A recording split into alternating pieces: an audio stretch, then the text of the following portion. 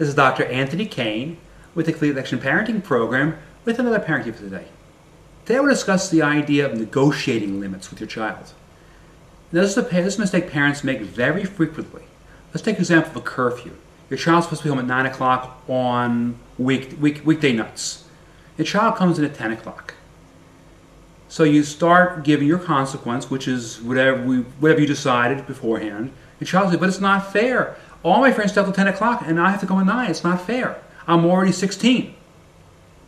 Well, is it true or not true? Maybe your consequence is fair, maybe it's not fair. Maybe your child's ready for a later time.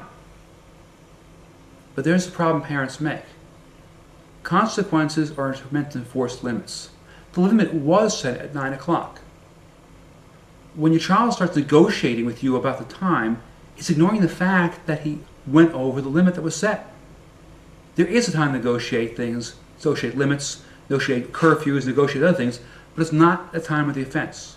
It's not when the child's out and won't stay out later. He calls home, can I stay out later because whatever. That's not the time to change limits.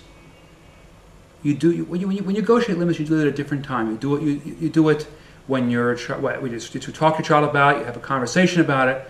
But when your child is via the limit and trying to transgress something and going over the limit, that's not the time to talk about it. The issue at hand is there was a limit in place. Whether it's fair or not fair, we'll discuss at a different time. But the limit in place, you violate the limit, there's a consequence for that.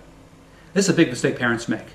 They get sidetracked on other issues, they get sidetracked into whether it's fair or not fair, and that lays a trap for them in that the limits become something's negotiable, and that's not the way it should be.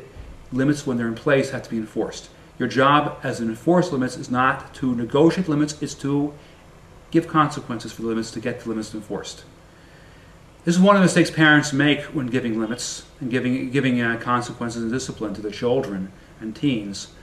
What I have for you today is a video I made for you, which is really the #1 problem and mistake parents make when giving consequences.